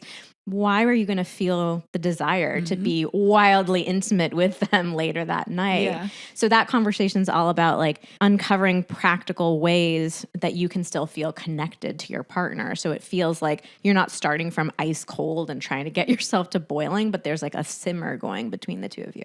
And can that be things that aren't sexual at all? Absolutely. Okay. Yeah. I think that a lot of couples are just missing any sort of emotional intimacy, like little non-sexual touches, compliments, like, you know, spending quality time together. A lot of like love languages type stuff can come up here. So that's a great one.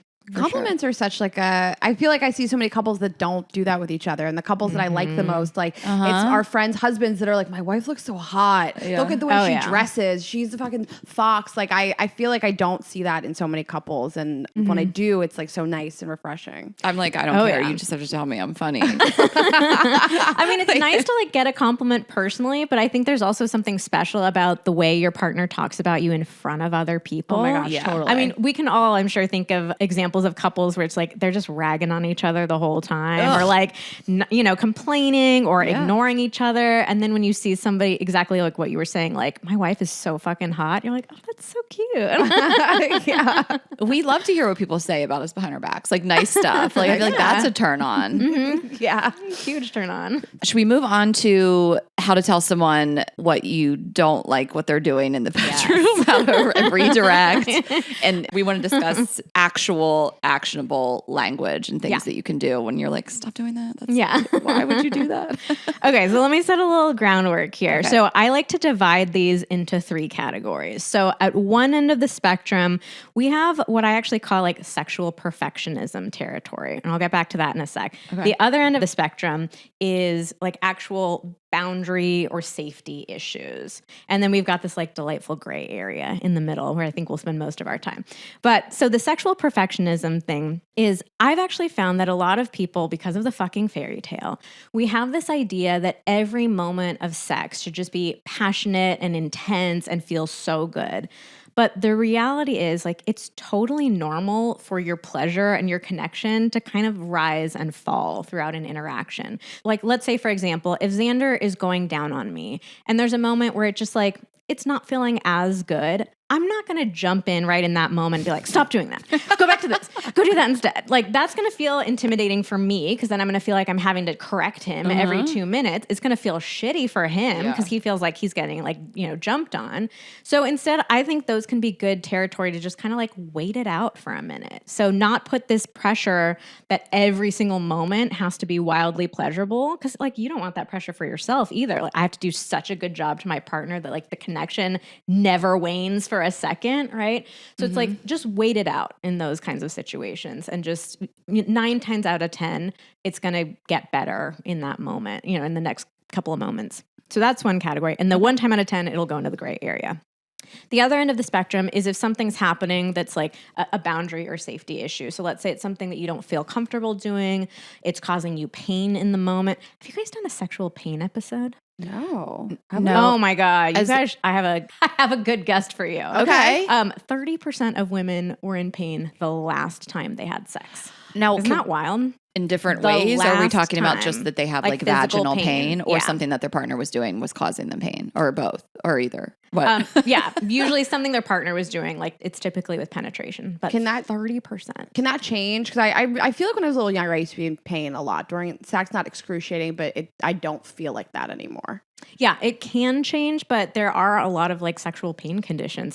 This is another thing that does not get talked about. We should definitely do an episode on this. And then also, of course, sometimes just high level, it's just you need lube. Yes. Yeah. I mean, that's one of the quick solution fixes for it. But it's not everybody's problem. But I mean, I've been in pain where I'm like, oh, I just need more lube. And that's why we sell a great lube. But it was probably because I didn't like the sex I was having, honestly. It probably could have been part of it. Yeah. There are a lot of potential causes for it. But I think as women, we're kind of taught to just like let it happen and just continue. A lot of us think that like pain just is a part of sex. That just is what it is. So I just like to be super clear of like, no, you should never be in pain. And you're going to destroy your sex drive if you're having sex where you're in pain too. So if you're in pain, if somebody's crossing a boundary, doing something you don't want to do, that's a moment where it's just like, you just have to speak up in that moment and say something like, I need to change something up. That's not on the menu for me tonight. Like, that's not something that I feel interested in doing tonight, something like that, but be really clear and directive. And it doesn't have to be a slap in the face, like, fuck you for doing that kind of thing, but just like, yeah, that's not really something that I'm open to doing tonight, or I'd like to switch things up right now. So I need to take a break and not do this. Yeah. So that's that. And then we've got the gray zone, which is, a lot of different stuff can come up in that category. So in general, the advice that I have when your partner's doing something that you're not loving is you're always going to get better results when you're making a request if you frame it positively than if you make a negative complaint. And that's true inside the bedroom and just generally in life. So try to figure out what is a way that you can give some positive feedback to your partner instead of making a complaint. If you're at the early stages of a relationship or you're just starting to have more communication about sex, give your partner a ton of compliments. This is where we get back to the compliments thing. A lot of times, if you're giving your partner enough good feedback, you might not get to a point where there even is something super negative that they're doing because you've given them feedback of I love when you go slow like that. I like it when you touch me. I prefer you going down on me versus fingering me. So that kind of stuff. But in the moment, we want to think about what's a way that I can kind of positively redirect somebody. And I will say people get a little bit resistant to this because we have that fucking fairy tale in our head thinking our partner's just supposed to know what to do, just supposed to magically figure it out. And sometimes we feel I don't even know what I want or what to ask for. But I do think it's really important for us to recognize that responsibility is on us to figure it out. We can't expect our partners to be mind readers and we wouldn't want to be expected, of that in reverse either. So really trying to think about, okay, how's a way that I can frame this? So it might be something like, oh, that softer pressure that you were using a minute ago, that felt so good. Will you go back to doing that? Something like that. So you're giving them a compliment, but you're giving them a little bit of a direction with it as well. Okay. So something, and we want to give better techniques for doing some of these things. Something that I've struggled with a couple guys is they want to stick a finger in my ass during sex, and I hate it. It takes me out of the moment. I don't like it. But if that's going to really turn them on, I want to find ways that maybe I could find it more pleasurable, Because if that's really where you want to be, with a finger in my butthole every time you're coming, fine, I can figure out how to enjoy this more. But all I've ever conjured is stop doing that. I hate that. Don't do that anymore. Yeah, I mean, that sounds like it's a pretty strong feeling for you. We're just I don't like that. I don't want that to happen. So I can appreciate that you're wanting to be a generous partner. You're okay, if this is something you're really into, let me see if I can find ways to enjoy it. So there could be a compromise. Maybe there's something your partner's just touching your butthole instead of going into it. So that could be something. But if you keep coming up against this, don't do that, I hate it, I don't like it, I would say don't force yourself to push your boundaries. Sounds like you have a pretty clear sense of I mean, what you like and don't. That's, I guess, obviously that's a turn on for them, but it's probably more of what they think you want. What guys really just love to stick a finger in the butt. They probably just think that's what you want, or they think it's hot in some way, but they can definitely do without it. It's not like they're getting off by their finger. Sensation in your fingertip. There's oh, it feels so good. So there. I'm just I feel like you can, if they're also, I mean, I slept with a guy that was such a butt guy that I was do you even know that I have tits? Or do you know that I have anything else going on in my body besides my butt? All he wanted to do was be back there, everything to do with it. So I feel if it's that, they could spank you. They can be kind of in the crack a little bit. They can do more stuff with your butt than stick a finger in the hole. I like the rimming idea actually, because they can still feel they're butthole adjacent. They're around it, but I'm not having. Also, I have no problem telling somebody don't fucking put your fingers there. I'll draw a boundary anytime I need to, but I was trying to compromise, and I feel a little butthole play I could get behind a little more. Okay, so if there's something that your partner's doing in the moment and you just cannot figure out a way to how do I redirect or change this into something positive, you can do the hey, look over there technique that I like to call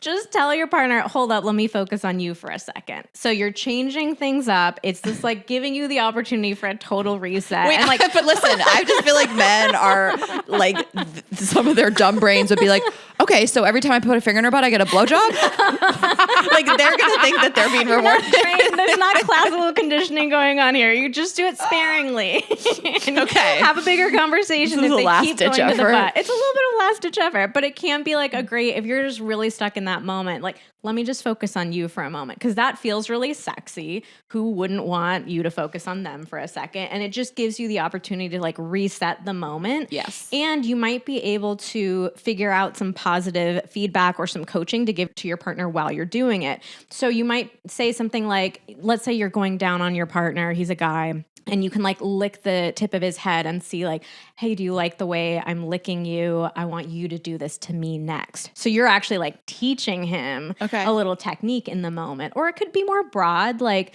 do you like when I go nice and slow like this? I want you to do that to me next. You know? So it could be super specific or it can be general, but I like that. It's a very sexy way of giving your partner a little bit of information. I think I'm just trying to think of what we see the most questions, complaints, emails, messages about. I mean, a lot of it is oral sex and either that they aren't going down there or they're doing it totally wrong. They can't find the clit. I mean, I think that can be like, I love what you're doing. It just needs to be higher up. Like, I don't know. I feel like I've never really experienced where a guy really has no idea what is going on down there. Oh, I have. It's not pleasant.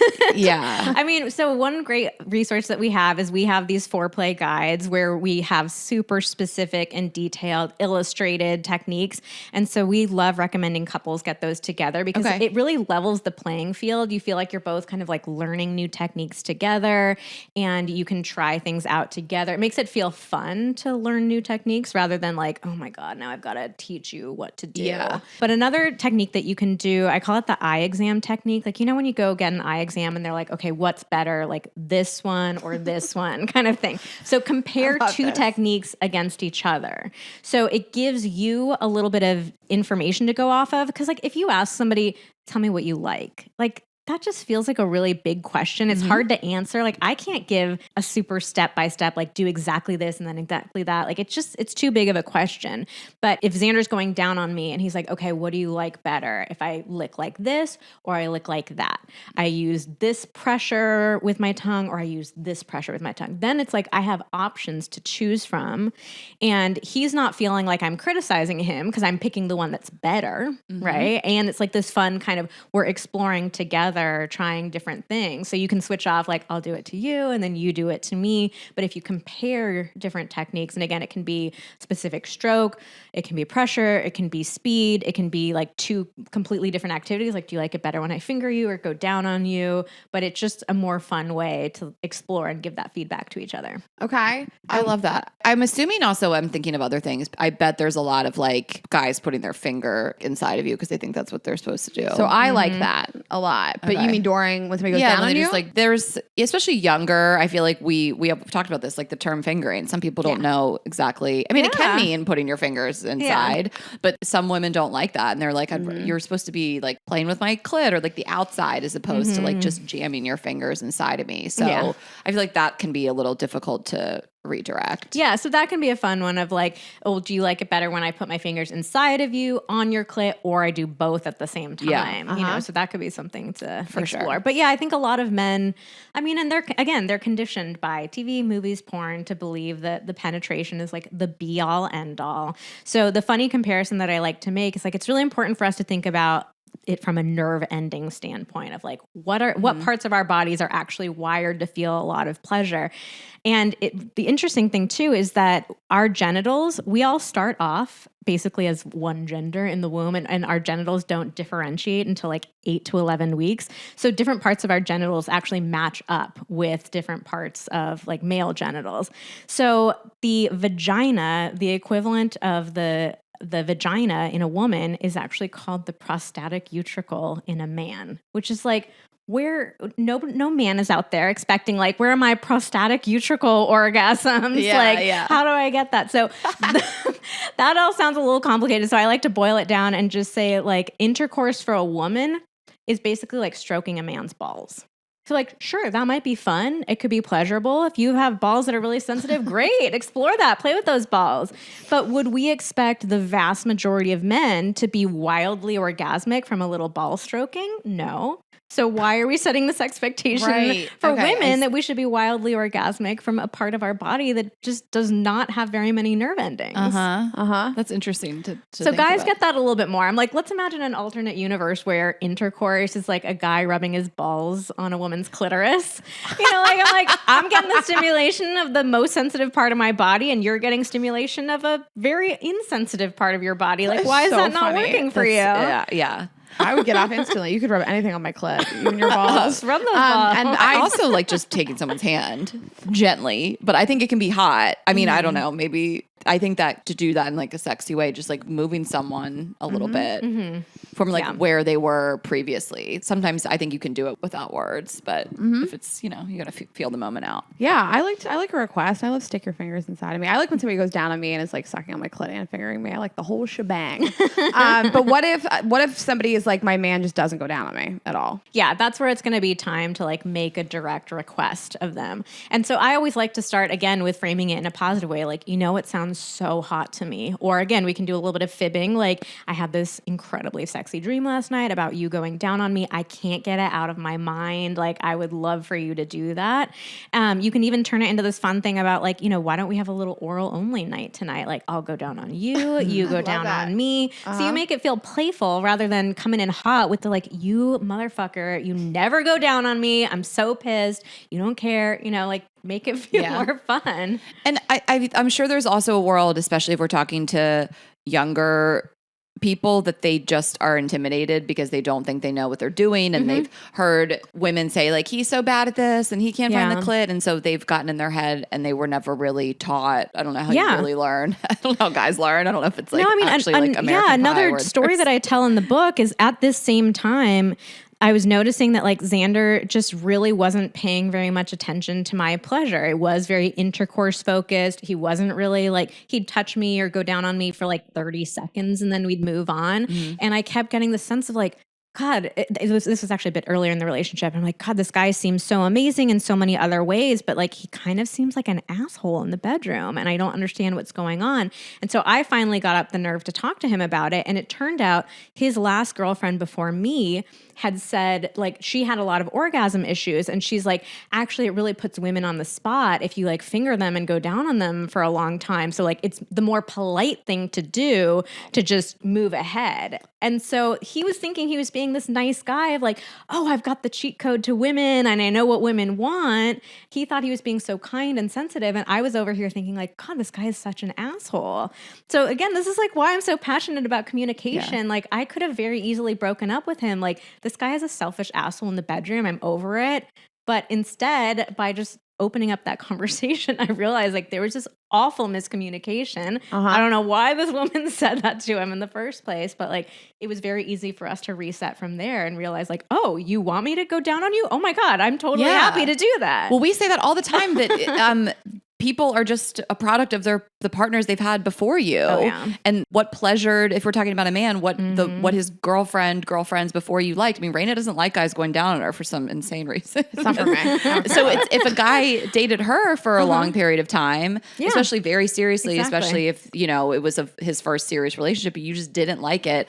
He absolutely would think the next partner just didn't like it. So I'm glad that you brought that up because we have discussed that before. And how they're just going off the last one. And sometimes I think what we like to hammer home to especially any men listening is like every woman's body's different. So just because you blew some woman's mind doesn't mean what you're doing is going to blow the mind of the next one. And I think it's important for women to recognize too, like it's very sexy to tell your partner what you want. Yes. Like we are all desperate for more feedback and in the bedroom, like we all want to know, am I doing a good job? Do you like this? What could I do to be the best that you've ever had? Right. And so we get so scared on the other end of that of like, oh, I don't want to give feedback. I don't want to tell him anything.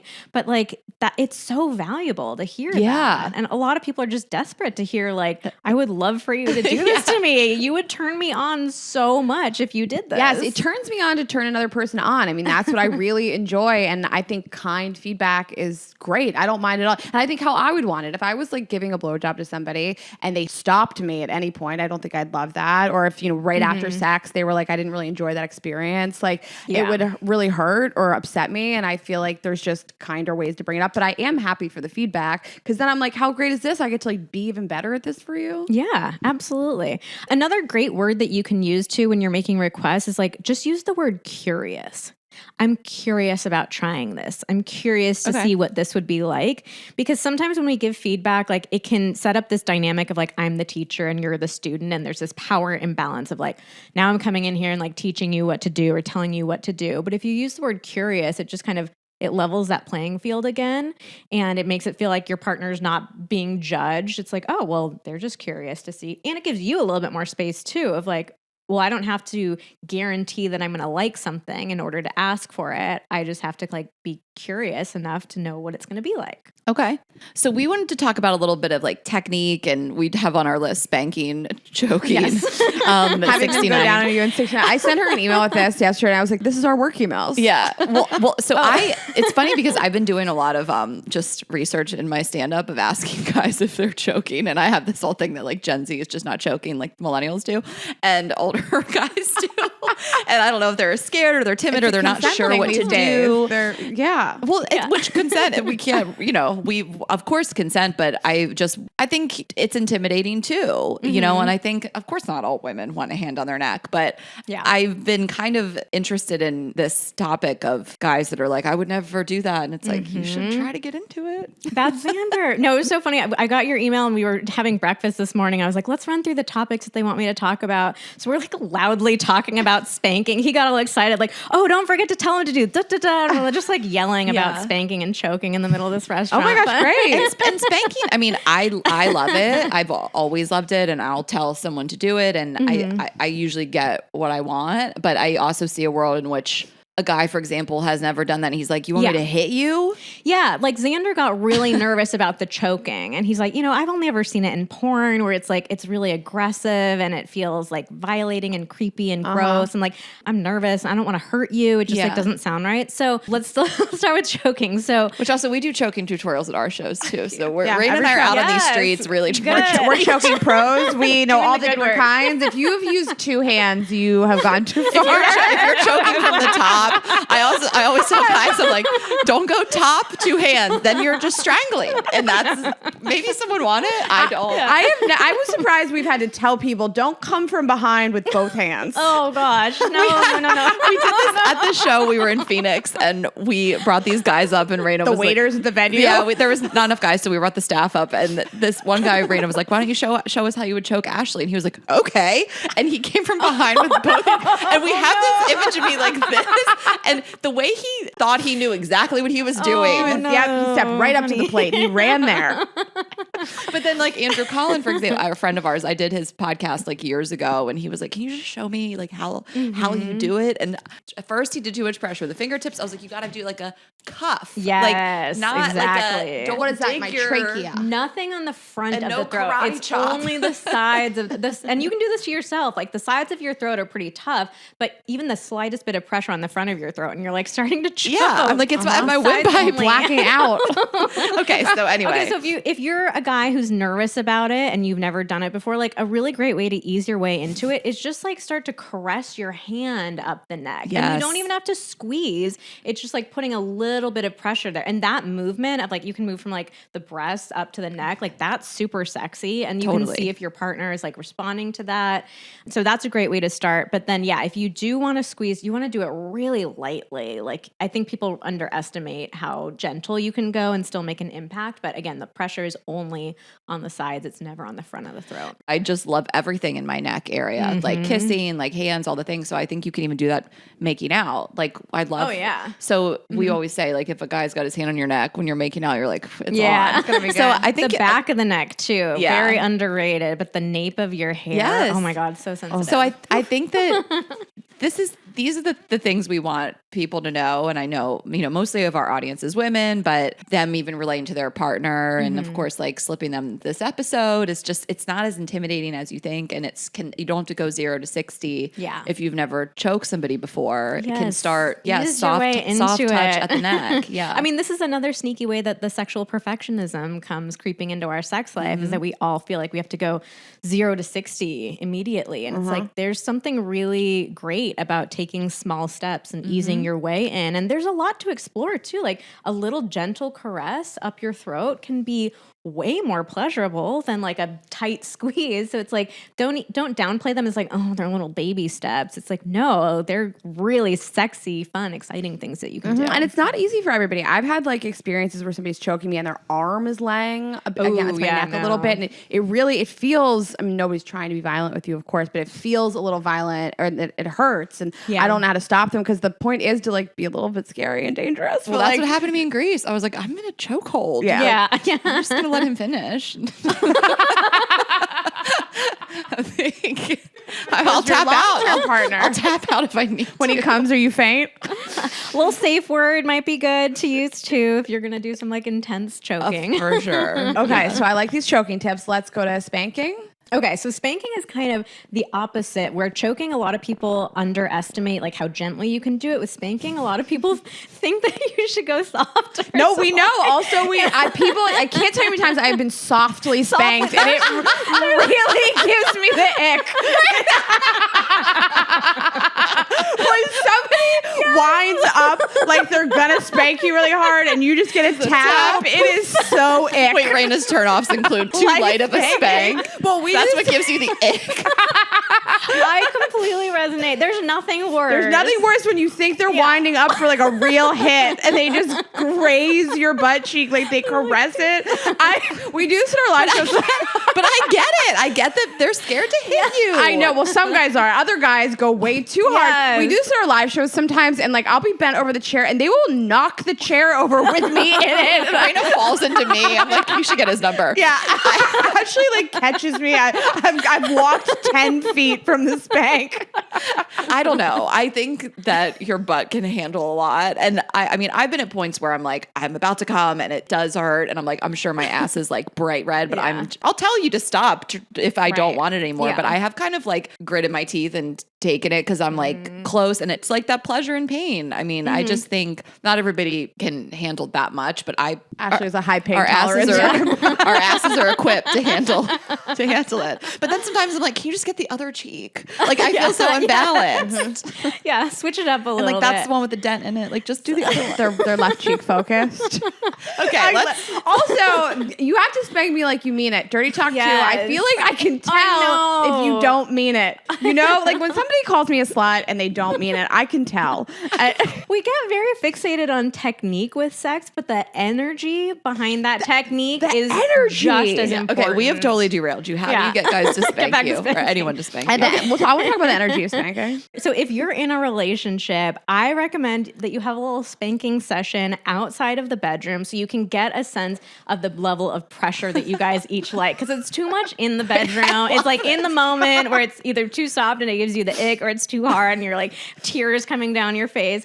So do it outside the bedroom. I love this. And have your partner like start kind of soft and work their way up, and then tell them the level of pressure that you like. So it's like getting a sense. This is also a really great trick to use for hand jobs, because a lot of women underestimate how much pressure you can use on a penis. So you can like grab it and like squeeze and have him like, you slowly squeeze tighter and have him tell you like, that's the level of pressure that I like. Wait, I love that. Yeah. That's a fun it's exercise. so valuable. You will We're be, doing I we're doing promise hand you, job squeezing tonight after we watch. You'll be shocked watching by how hard Netflix. you can go. A lot of women are doing like the sad spank equivalent of a hand job, just like barely They're touching lightly it. grazing it. Yeah. So we got Squeeze it like you mean it. So, okay, other things with spanking is like the location is important too. Like if you're too close into the crack, like you can hit the tailbone or you can hit the hip as well. So when you're in the moment, one thing to do is like use your hand to kind of like caress the butt. So we're not spanking it, we're just caressing it, and like use that to kind of find the meatiest area. That's Okay. where we want spanking to happen. So you use your hand to kind of like find it, and then once you found it, like then go in for the spank. Got it. Yeah, not that I'm the one that's spanking, but totally. I'm thinking of when guys have done that. Like, yes, they're finding where they're about to just wind up. If you don't know your target, like it's very easy to go off. That's and then so you're like funny. You do smacking have to like find your someone's target first. The fleshy part of the butt. And it doesn't, when they do it in the wrong part, it doesn't even make a good sound. You're like, ah, that fell They flat. just smack your side. You're like, there's no pleasure zones there. You're just punching me on the side of my body.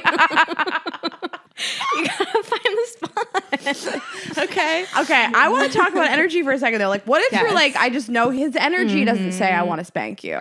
Yeah, that's a tricky one. Like, so you might have to have this conversation with them, like asking him, like, or just giving him that positive feedback of, I love it when you spank me. I think it's so hot. It turns me on so much. A lot of guys like get worried about hurting you, or like, I don't want to do that if it feels like degrading to you. So you might just need to lead with that. I love being degraded. You know, yeah. So you literally say that to your partner, like, that turns me me on when you do that, when you get into that kind of energy. But I think even just talking about like, what is the kind of energy that you most like to experience during sex? So it's different for everybody. It can be different in every moment or like in every interaction, but like, what is that vibe that you're going for? I mean, this is another thing couples very rarely talk about, but I love pick your 5 favorite words that you most frequently, want to experience during sex. So is it like curiosity? Is it exploration? Is it romance? They can be totally varied.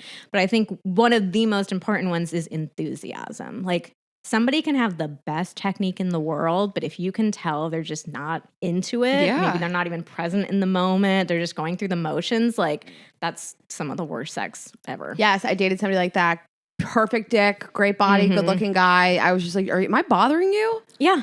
Right. And I feel like you hear that with blowjobs where guys just say, I just want you to be enjoying it and not feel like it's the number one technique for a blowjob. If you are enthusiastic about it, you can have really shitty technique. But if you're really into it, he's going to It's a life hack.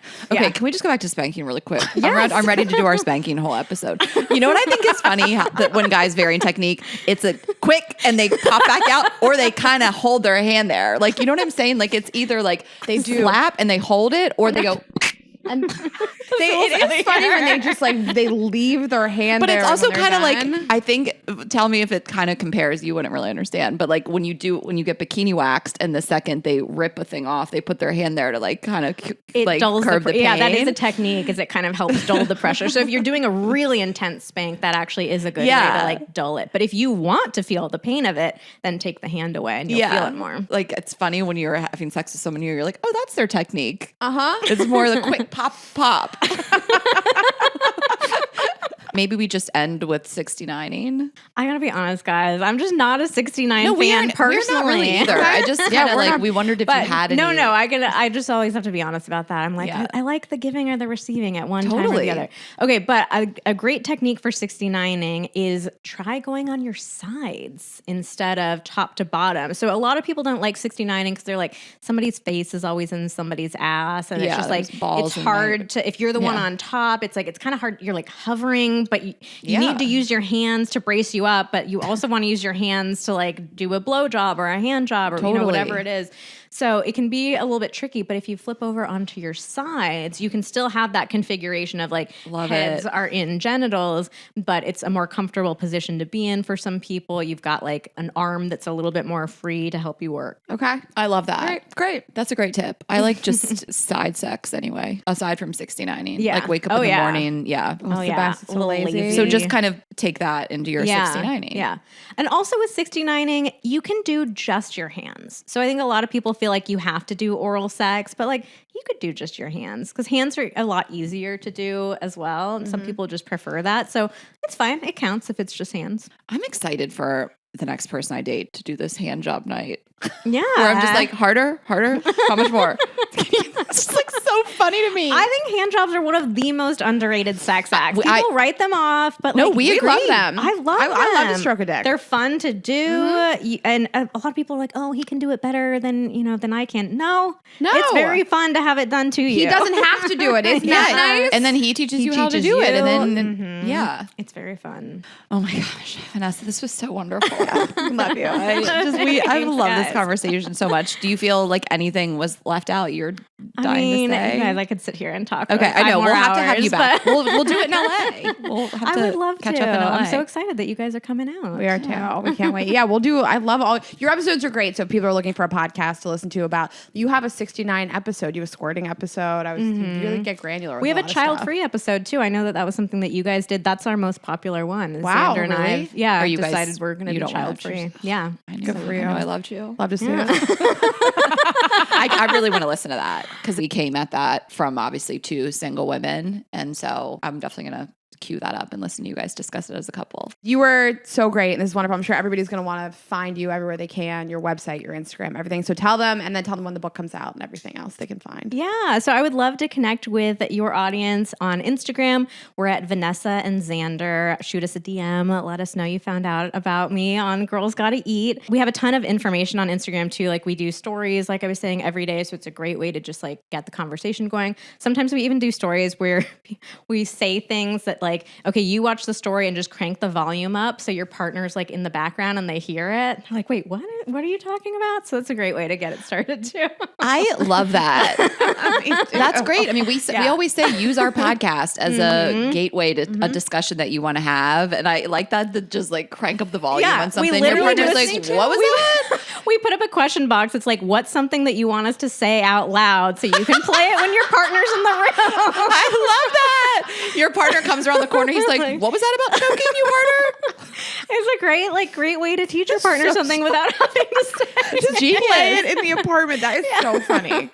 So come say hi on Instagram, and we have a ton of information on our highlights about all of our different guides and courses, the foreplay guides. We have like next level intercourse, all kinds of fun stuff. And then we're also online at vmtherapy.com. It's my initials.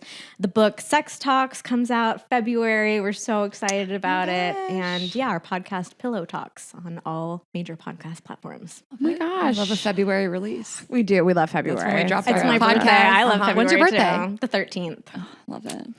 And also, I just want to say this episode is pretty heteronormative, people with penises and vaginas, but yes. you really do make an effort to be pretty inclusive with your business, I've noticed. Yeah, absolutely. The book as well. The inclusivity is really important to us. Obviously, Xander and I are a male-female couple, so we try to like call that out. But we think everybody's deserving of hot sex and deep love, so we make a really big effort to make everything inclusive. Good. Well, we loved having you. Thank you for being here with us. We really appreciate it. And Ashley's just going to take us out. Yes. Well, since this was a sex episode, we'll go ahead and plug Vibes Only. You guys can shop all of our products at vibesonly.com. You can download the app for iPhone and Android. It's called Vibes Only, of course, and of course, pair them together. And girlsgottaeat.com. You can get our tour dates, get tickets for our Snack City tour in 2023. Girls Gotta Eat podcast on Instagram. I am Ash Hess on everything. Raina is Raina.Greenberg. We are Girls Gotta Eat podcast on TikTok, girls_gotta eat on Twitter, and of course, subscribe to the YouTube and watch on YouTube. And we'll see you next week. Have a good week, guys. Bye.